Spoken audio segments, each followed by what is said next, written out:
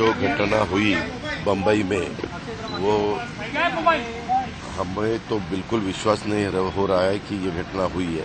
लेकिन हमारा एक नेता बाबा सिद्दीकी, ये बहुत सालों से पॉलिटिक्स में काम कर रहे हैं। यहाँ बम्बई में उन्होंने कॉरपोरेटर के नाते भी शुरू में काम किया 10 साल, और उसके बाद कांग्रेस के एक एमएलए के नाते भी उन्होंने 99, 2004, 2009 ऐसे 3 टर्म वो चुनाव जीत के आए। बहुत अच्छा असेंबली में भी उनका काम था, मैंने खुद देखा। मिनिस्ट्री में भी वो थे, मिनिस्ट्री में भी उनका काम बहुत अच्छा होता था। जो भी उनका डिपार्टमेंट है, उनके डिपार्टमेंट का पूरा स्टडी करके लोगों को कैसी मदद हो सके इसके बारे में वो ज़्यादा ध्यान देते थे। और कल जो घटना हुई है, वो घटना आज तक हमें विश्वास नहीं हो रहा है कि ऐसा कुछ हुआ है। लेकिन पुलिस डिपार्टमेंट ने तुरंत उसके बारे में जानकारी शुरू की है। 2 लोगों को उनके हाथ में लगे हैं, 2 लोग, और भी कुछ लोग हैं। उनको ढूंढने के लिए, उनको लाने के लिए 5 टीम पुलिस डिपार्टमेंट ने लगवाई है और अलग अलग स्टेट में उनको भेजा है। सीएम साहब भी इसके ऊपर उनका ध्यान दे रहे हैं, खुद होम मिनिस्टर भी दे रहे हैं, और मेरा भी है, हमारे बाकी साथियों का भी है।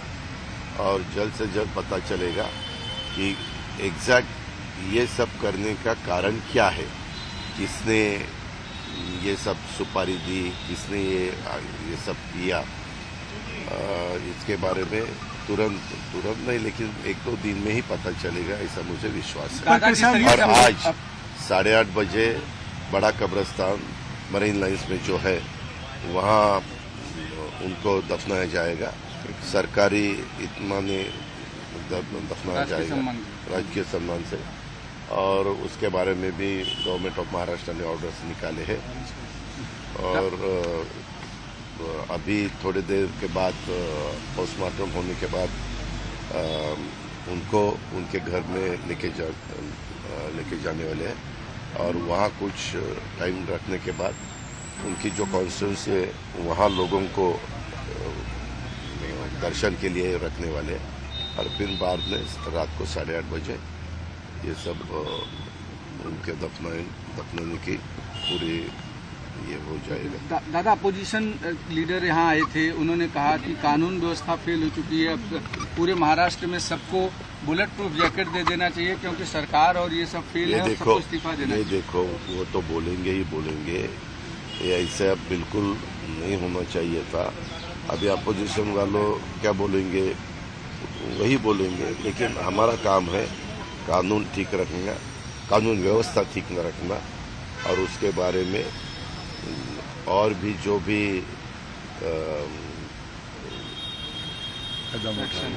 ये हमारे chief minister, deputy chief minister कल रात को खुद आए थे। उनसे पता चला, क्योंकि कल मैं पूना में था, मैं सुबह यहाँ पहुँचा। लेकिन मेरी रात को देर से देवेंद्र जी के साथ भी बात हुई, चीफ मिनिस्टर साहब के साथ भी बात हुई। उन्होंने बताया कि इसके पीछे कौन है, किसका हाथ है, ये हम ढूंढ के ही निकालेंगे। हम जरूर उसका बंदोबस्त करने वाले हैं जिन्होंने ये सब कदम उठाया।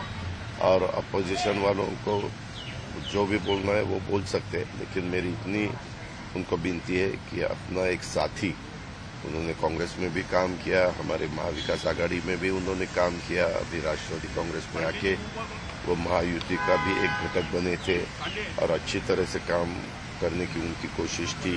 वो स्पीच भी अच्छी तरह से देते थे। उनके एरिया में कुछ कार्यक्रम भी हुए, वहाँ लोगों ने बहुत अच्छी तरह से रिस्पांस दिया था। मैं खुद था, प्रफुल्ल भाई थे, बाबा थे, जिशान थे, सब हम थे। लेकिन नहीं होना चाहिए तो हुआ, इस पर हमें बहुत दुख है। Thank you.